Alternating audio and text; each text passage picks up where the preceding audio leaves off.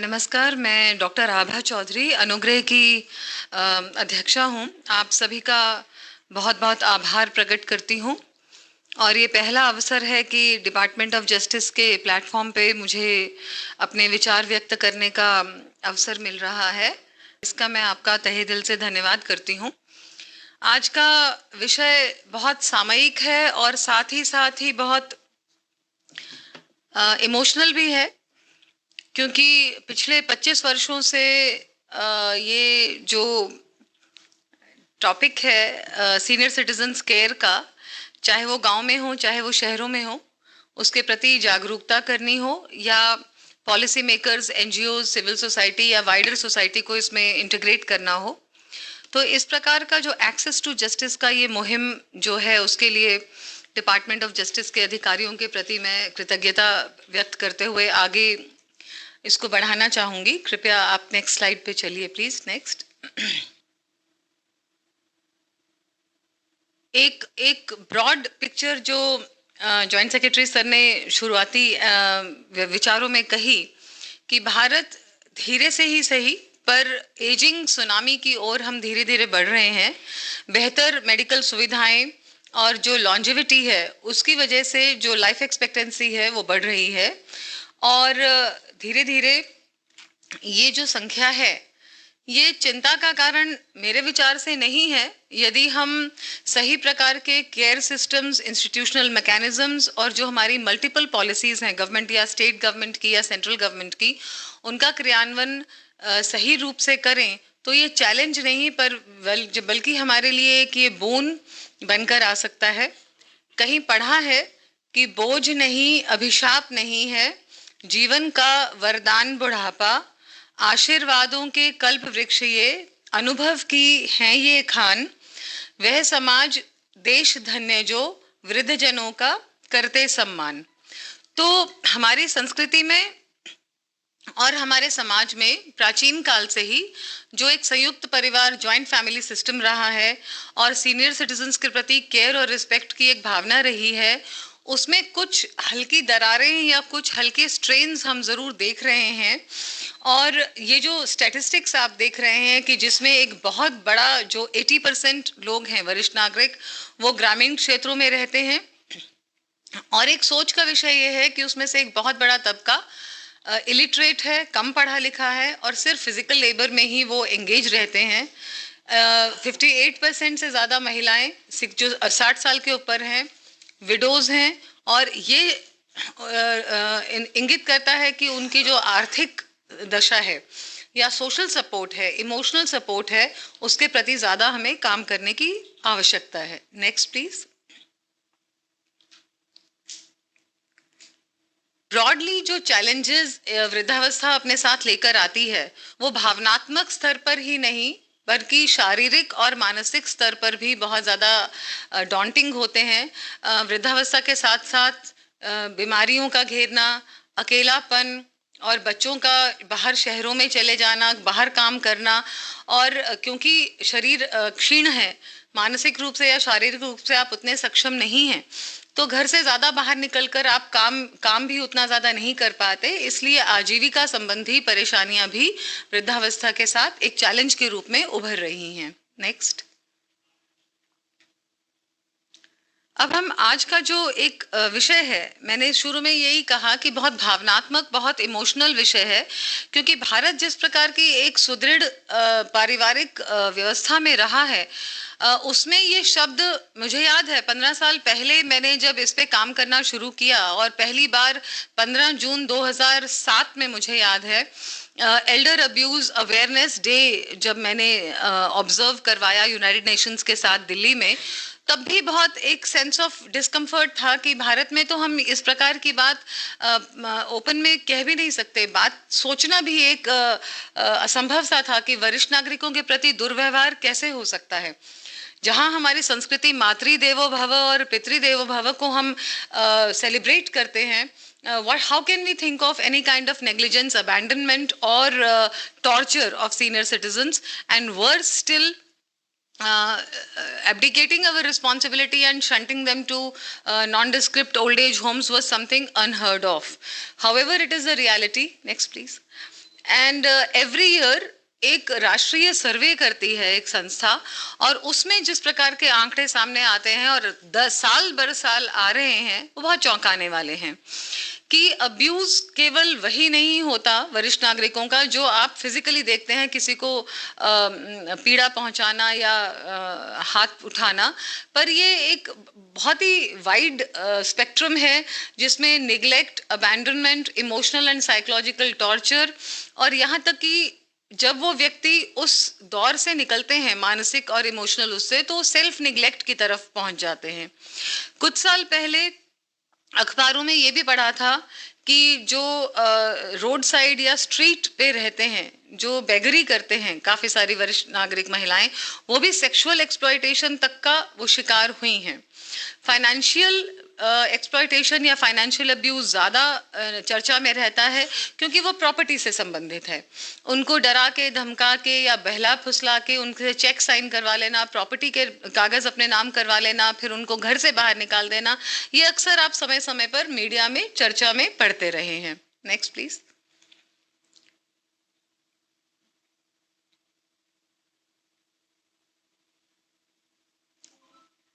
तो ये जो समस्या है, जैसे जैसे समाज में बदलाव आ रहे हैं, पारिवारिक ढांचा एक ट्रांसफॉर्मेशन की तरफ से जा रहा है, तो पहले जो एक साइलेंट प्रॉब्लम हुआ करती थी या घर के बंद दरवाजों के पीछे ये बात होती थी, अब धीरे धीरे मीडिया और बाकी अवेयरनेस या resident welfare association, senior citizen associations, pensioners associations and even NGOs इस चीज को बाहर अब ला के खुले में बात कर रही हैं।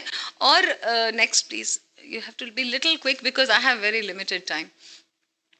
So, अब ये प्रश्न आता है, जब ये सर्वे हुआ पिछले 7 साल से कि ये एल्डर अब्यूज करते कौन हैं, तो बहुत चौंकाने वाले आंकड़े सामने आए कि कम से कम जो सर्वेक्षण ने शो किया पूरे इंडिया में 82% एडल्ट जो उनके बच्चे हैं, सन्स और डॉटर्स, वही इसको, और डॉटर इन लॉ, वही अत्याचार या दुर्व्यवहार करते हुए पाए गए।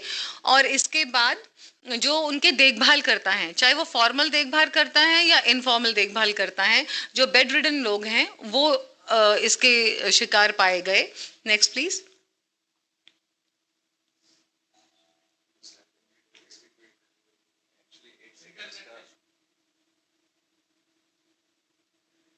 बट उसमें टाइमर है क्या? Okay, because I am covering the 12 minutes slot, so I am going a little fast. That's all right. तो हम अक्सर जब हम ये बात करते हैं इस प्रकार की गोष्ठियों में, तो ये सवाल उठता है कि अब्यूज तो बच्चों का भी होता है, महिलाओं का भी होता है, तो वरिष्ठ नागरिकों के प्रति ज्यादा हम क्यों वल्नरेबल होते हैं, क्यों ससेप्टेबल होते हैं एल्डर अब्यूज के? तो उसके कुछ कारण हैं। आपने सभी ने ये शब्द जरूर सुना होगा, एल्जाइमर्स या डिमेंशिया। तो मेंटल हेल्थ रिलेटेड इश्यूज काफी ज्यादा अब प्रोनाउंस होते जा रहे हैं, और यदि व्यक्ति को अपने बारे में, अपनी कंडीशन के बारे में, अपने फाइनेंसेस के बारे में, अपने खान पान के बारे में सुदबुद ही नहीं है, भूलने की समस्या आ रही है, तो वो अब्यूज के प्रति ज्यादा वल्नरेबल हो जाते हैं।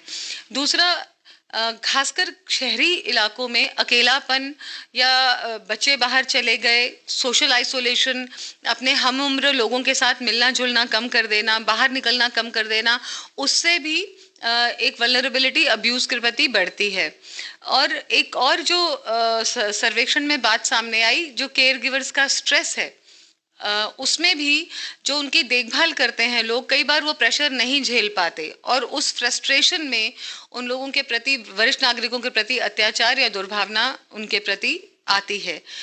इसमें एक चीज और देखी गई है कि वो वरिष्ठ नागरिक जो फाइनेंशियली इनसिक्योर हैं, जिनकी रेगुलर इनकम नहीं है, सेविंग्स नहीं है, या अपने अधिकारों या जो स्कीम्स हैं सरकार की या कानून है उनके प्रति बिल्कुल कम जानकारी है, वो ज्यादा फिजिकली और इमोशनली वल्नरेबल रहते हैं एल्डर अब्यूज के प्रति। Next please.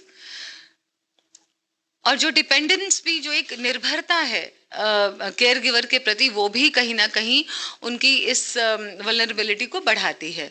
जो जो एक ब्रॉड साइंस हम सब जानते हैं फिजिकल अब्यूज के, निग्लेक्ट के, वो चोट के निशान हो सकते हैं, बर्न्स के निशान हो सकते हैं, या किसी भी वरिष्ठ नागरिक जो नॉर्मल एक्टिविटी कर रहे हैं पर एकदम से वो विड्रॉ कर गए, बातचीत उन्होंने बंद कर दी, बाहर निकलना, दोस्तों से मिलना या रोज की जो एक्टिविटीज हैं वो बिल्कुल बंद कर दी, और उनकी फाइनेंशियल सिचुएशन में मान लीजिए अचानक से आप कोई बहुत ज्यादा बदलाव देखते हैं कि पहले वो ठीक ठाक थे और अब बिल्कुल ही उनके लिए कोई खर्च करने के लिए उनके पास पैसे नहीं हैं, या वो घर में से आपको उनके मारपीट की या उनके आर्ग्यूमेंट्स की अगर आपको आवाजें सुनाई देती हैं, उनके देखभाल करता और वरिष्ठ नागरिक के प्रति उनका हाइजीन, उनकी डेली ज़रूरतें, उनकी दवाई, ये सब, और अनएक्सप्लेन्ड अगर उनकी तबीयत खराब बहुत लंबे समय तक चल रही है, तो ये कुछ सिम्टम्स या साइंस होते हैं जिनसे आप पता कर सकते हैं कि वरिष्ठ नागरिक के साथ सब कुछ सही नहीं हो रहा है।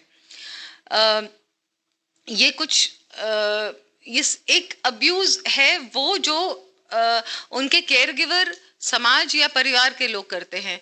एक वो प्रकार का अब्यूज है जो सेल्फ निग्लेक्ट है। व्यक्ति जब बहुत ज्यादा निराश हो जाता है या समाज के प्रति या परिवार के प्रति उदासीन हो जाता है, तो वो स्वयं अपने प्रति भी उदासीन हो जाता है, और ऐसे में सही समय पे दवाई लेना, खाना लेना, अपनी हाइजीन मेंटेन करना, अपने लिए भजन पूजन, बाहर जाना, वो सब चीजें जो स्टॉप कर देते हैं, वो अपने प्रति भी निग्लेक्ट या अब्यूज माना जाता है। Next please. इमोशनल अब्यूज जैसे मैं एक्सप्लेन कर चुकी हूँ, verbal assault, threats. Next please. Intimidation, किसी भी बात पे उनको साइडलाइन करना, उनको उनके बारे में चर्चा नहीं करना। फाइनेंशियल एक्सप्लॉयटेशन बहुत ज़्यादा प्रोनाउंस्ड है और अब काफ़ी बढ़ता जा रहा है। हमारी जो मंत्रालय की नेशनल हेल्पलाइन है 14567 एल्डर लाइन जो है, उस पे इसके बहुत ज़्यादा केसेस आते हैं जिसमें या तो बरगला के या प्यार से या उनको बहला फुसला के, चाहे वो उनके घर में काम करने वाली डोमेस्टिक हेल्प हों, चाहे परिवार के लोग हों, देखभाल करता हों, तो वो एक बार अपने नाम कर लेते हैं तो फिर उन्हें बहुत ज़्यादा परेशानी होती है। तो इस प्रकार की जागरूकता वरिष्ठ नागरिकों के लिए बहुत ज़रूरी है कि वो समय पे अपनी वसीयत बनाएं और अपने नाम पे सेविंग्स रखें और चीज़ों को सभी के सामने उजागर या डिस्क्लोज ना करें। Next please. ये आ गया है, नेक्स्ट प्लीज। अब जो मेन प्रश्न है आज के एक्सेस टू जस्टिस, हम किस प्रकार से न्याय उन तक पहुंचाएं, तो ये केवल एक ही वर्ग का दायित्व नहीं है, एक ही वर्ग की रिस्पॉन्सिबिलिटी नहीं है, इसमें मल्टी स्टेक होल्डर पार्टनरशिप की बहुत ज़्यादा ज़रूरत है। मैं 3 लेवल्स आपके सामने ज़रूर बात करना चाहूँगी। एक, first and foremost, senior citizens themselves, स्वयं की जिम्मेदारी लेना। समय पे जब वो 40s में है या 50s में है या अर्ली 60s में है, तो अपनी सेहत की जिम्मेदारी, समय पे खान पान की जिम्मेदारी, अपनी सेविंग्स, बचत, इन सब का ध्यान रखना। सारे पैसे बच्ची की शादी में या घर बनाने में व्यय नहीं कर देना। ये हम लोगों की रिटायरमेंट काउंसलिंग, ये हमारे मेन मुख्य दायित्व हैं। दूसरा, जो उनके लिए काम करते हैं, प्रोफेशनल्स हुए, हेल्थ वर्कर्स हुए या फाइनेंशियल वर्कर्स हुए, उनके लिए जागरूकता प्रसार करना। जो एजेंसीज उनके लिए काम करती हैं, law making, law enforcement, police हो गई, एनजीओज हो गई, पैरालीगल वॉलंटियर्स होते हैं, उनके प्रति एल्डर अब्यूज क्या है, मेंटेनेंस एक्ट क्या है, इस प्रकार की जानकारियां उन्हें देना। और जो ग्रासरूट स्तर पे जो एजेंसीज हैं, चाहे वो पंचायत है, चाहे वो RWAs हैं, चाहे वो बाकी एसोसिएशंस हैं, अर्बन लोकल बॉडीज हैं, तो वहाँ कोई ना कोई इस प्रकार का सुविधा होनी बहुत ज़्यादा ज़रूरी है। अब बदलते परिवेश में केवल ओल्ड एज होम होना हमारे लिए एक जवाब नहीं है। आने वाले समय में day care centres, multi service centres या ऐसी जगह, इंटरजेनरेशनल बॉन्डिंग, कुछ स्कूल्स या कॉलेजेस में इस प्रकार का उनके लिए स्थान निर्धारित हो जहां जो वो वहां आके कुछ समय अपना दिन में व्यतीत कर सकें और हम उम्र लोगों के साथ मिल सकें। Next please. ये मेरे ख्याल से इसको मैं थोड़ा सा स्किप करूंगी क्योंकि अगले जो वक्ता हैं वो इस पे बोलेंगे। अब इसमें बहुत एक क्रिटिकल भूमिका जो नोडल मंत्रालय है, सामाजिक न्याय और अधिकारिता मंत्रालय, उसकी रही है वरिष्ठ नागरिकों के कल्याण के प्रति। और सन 2010 में ये स्कीम लॉन्च हुई थी। Next please. Regional resource and training centres on ageing. और हमारा इसमें मुख्य रोल जो रहता है वो ये रहता है कि टेक्निकल सपोर्ट और इनपुट्स हम मंत्रालय को प्रोवाइड करते हैं। जो हमारे अंडर हमें स्टेट्स आवंटित किए जाते हैं उन एजेंसीज को हम ट्रेन करते हैं, और मल्टीपल एजेंसीज, चाहे वो स्कूल्स हैं, कॉलेजेस हैं, पंचायतें हैं, हेल्थ डिपार्टमेंट है, हर वो विभाग जो वरिष्ठ नागरिकों से डील करता है, हम उन्हें training, capacity building, hand holding और अवेयरनेस प्रोवाइड करते हैं। Next please. इसमें जैसे मैंने कहा कि एक बहुत ही वाइड स्केल पे कैंपेन्स रन की जाती हैं। हर वर्ष जब 1 अक्टूबर आता है वरिष्ठ नागरिक दिवस, तो उसमें थीम्स डिसाइड की जाती हैं, कभी फाइनेंशियल, कभी लीगल, कभी हेल्थ, और एजिंग विद डिग्निटी, गरिमामय वृद्धावस्था हमारा मुख्य ध्येय रहता है। Next please. So this is the broad mandate, from training and capacity building to research to advocacy to data bank generation। और इसमें एक बहुत important चीज है, ensuring model implementation of old age Holmes. मंत्रालय के अंडर जितने ओल्ड एज होम्स आते हैं उनमें किस प्रकार की सुविधाएं हैं, सीसीटीवी या जितने वहाँ वर्कर्स काम कर रहे हैं, इनमेट्स हैं, उनकी सुपरविजन और हैंड होल्डिंग भी हमारा एक कार्यक्षेत्र में आता है। Next please. So this is a broad range of beneficiaries and collaborators। हमारा एक मुख्य काम रहता है national human rights commission, state human rights commissions, SLSAs और लीगल डिपार्टमेंट्स के साथ भी एक्टिवली पार्टिसिपेट करके उनको इनपुट्स प्रोवाइड करना, टेक्निकल इनपुट्स। Next please.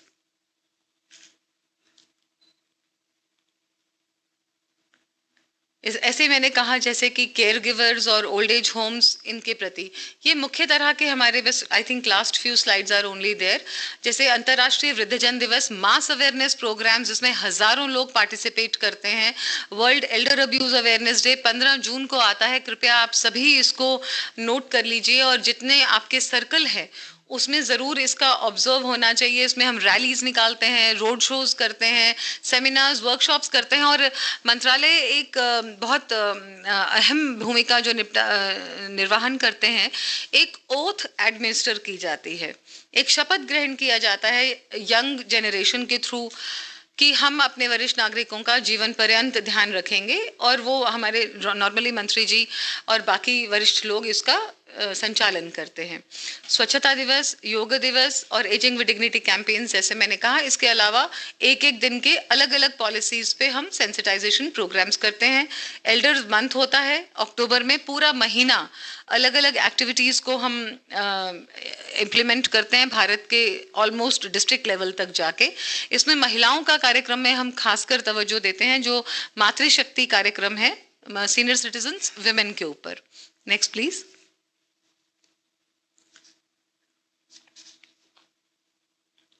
ये आप देख पा रहे हैं जम्मू कश्मीर से लेकर लेह लद्दाख और दिल्ली, उत्तराखंड, पंजाब, हरियाणा, और यूथ, नुक्कड़ नाटक, हर प्रकार के जेल्स में। एक और जो बहुत इम्पॉर्टेंट चीज है, जो अलग अलग जेलों में वरिष्ठ नागरिक 70 साल के, 80 साल के, 90 साल तक के हैं, उनकी किस प्रकार से कंडीशन है, उसके ऊपर भी काम हो रहा है स्टेट सोशल वेलफेयर डिपार्टमेंट और होम डिपार्टमेंट के साथ मिलके।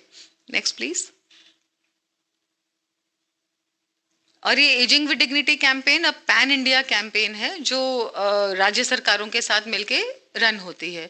ये दिल्ली में हमारी संस्था अनुग्रह, Delhi state legal services authority, Delhi high court के साथ मिलके भारत का एकमात्र यूनिक सेंटर हम रन करते हैं, स्वाभिमान परिसर सीरीज है। ये 2010 में शुरू हुआ सम्मान केंद्र, स्वाभिमान केंद्र, लेह लद्दाख, उत्तराखंड, जम्मू कश्मीर में कई जगह, और फिर हरियाणा, और अब ये दिल्ली में करीबन 2500 वरिष्ठ नागरिक इसके पंजीकृत मेंबर हैं, और अलग अलग गतिविधियां इसमें नियमित रूप से होती हैं। इसमें हर वो डिपार्टमेंट और हर वो सर्विसेज जो वरिष्ठ नागरिक से डील करती है, उनका सेंसिटाइजेशन और संवाद, सीनियर संवाद प्रोग्राम हर महीने हम आयोजित करते हैं। Next please. इस प्रकार की जो जागरूकता प्रसार कार्यक्रम है, जो उनके दरवाजे तक उनके पास जाएं, this is what I was mentioning to. So it basically focuses legal aid, counselling, training and holistic care, India's first model welfare centre for senior citizens. Next please. जैसे मैंने आप सबसे कहा कि 15 June we have to work collectively towards a society which is an age friendly India and age friendly society, and especially I would say youth has a very important responsibility, not only government but all the stakeholders in this. Next please. Thank you so much. This was what my presentation was. We'll welcome the questions later on. Thank you.